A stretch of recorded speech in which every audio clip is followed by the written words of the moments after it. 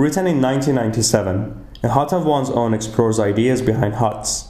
It was written by Cline, a professor of architecture at the University of Miami. She had an interest in Eastern culture and its relationship to contemporary Western culture.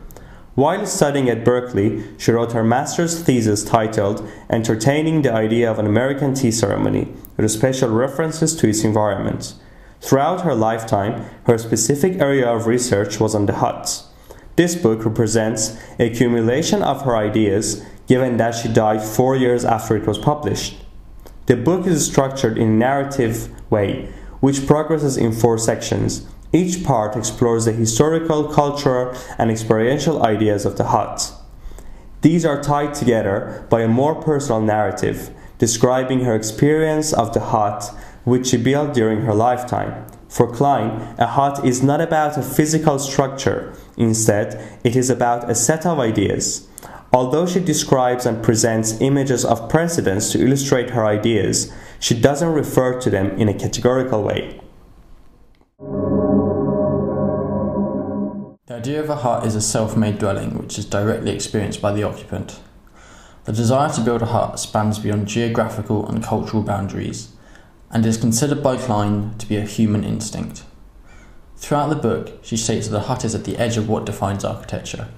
What she means by this is that while the qualities of architectural spaces are determined from the outset, it is only through inhabitation that they are discovered in a hut.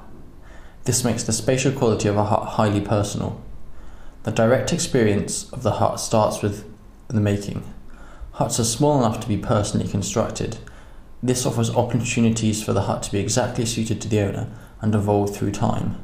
For Cline, this can only be achieved in the hut because it is a construction at the edge of architecture and outside of its cultural reach.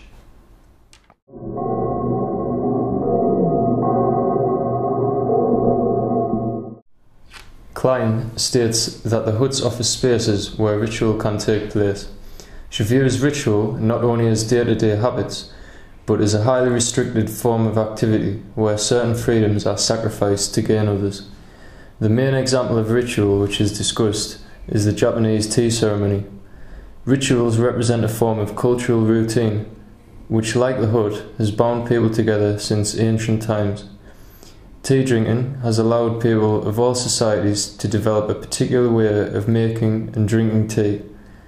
From the art of the Japanese tea ceremony, where the ritual takes on influences of Zen Buddhism, to a more contemporary approach of, say, stirring the tea bag, the manner in which tea is brewed becomes an integral component of cultural identity. Since the art of tea is adapted differently to each individual society, it is necessary to say that each ritual is entirely conducive to the culture in which it exists. For example, a more fast-paced lifestyle, people usually brew tea in a cup with the tea bag. This means that a freedom of time is gained because the brewing method is faster. However, in societies where the social aspect of tea drinking are more important, time is often sacrificed for the gain of conversational freedom. Cline presents the hut as a representation of the ritual itself, through the simplicity and considered nature of the building.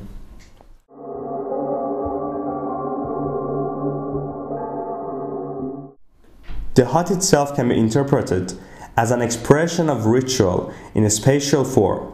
The simplicity and diminutive nature of the hut forces the dweller to inhabit the hut in limited ways, and they may give up certain comforts. In turn, what they often gain are opportunities for reflection and the ability to be oneself without pretense. Many examples are shown in the texts of artists, philosophers, and poets who have used huts in order to escape social distractions. Much of the theoretical basis behind the idea of hut comes from the philosopher Martin Heidegger. In his essay Building Dwelling Thinking, he tries to demonstrate an understanding of how a building becomes a dwelling. Crucially, he built himself a hut where he wrote his most important works. By living like this, he was able to evoke his philosophy in ways which would not have been possible otherwise. His philosophy explores phenomenology, which is concerned with the nature of being and existence as experienced in an existential matter.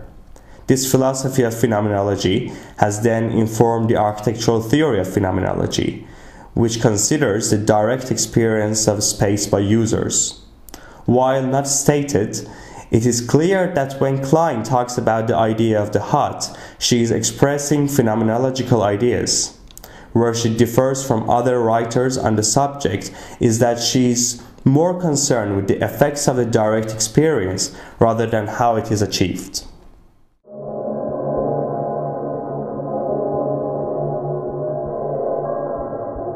Notions and boundaries.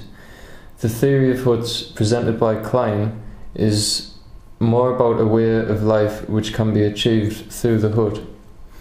When individuals exist on the periphery of architecture, society often questions them, and sometimes even labels them.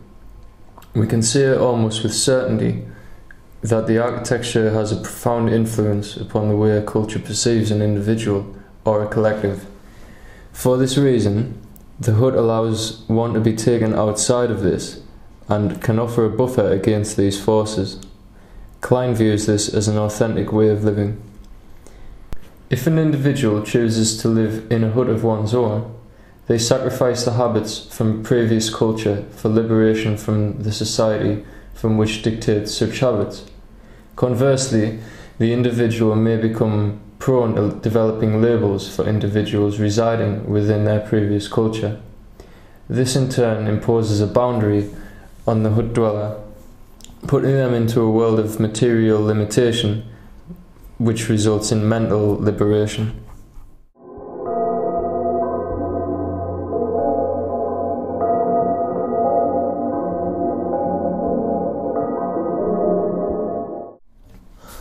By focusing on the authenticity of the hut, Cline actually separates the idea of the hut from the everyday experience. In Architecture Depends, Jeremy Till argues that focusing on authenticity creates a retreat from the real world and so allows social context to be ignored. This is seen through the lack of in-depth comparison between her ideas of the hut and other architectural theories, which are quickly dismissed for their lack of authenticity. It is telling that the majority of the precedents used are inhabited out of choice and often on a temporary basis. Even the destitute hut dwellers of American cities are idealized as free spirits, and some of the harsh realities of living in a hut are rationalized as being part of the experience. Through our readings of this book, we have begun to appreciate the role that personal experience can play in forming architecture. Given this, is it possible to translate an idea so grounded in direct individual experience and living into an architectural theory without compromising it? If so, how? Studying contemporary architects who use ideas of phenomenology could help to frame an understanding of how this could be achieved.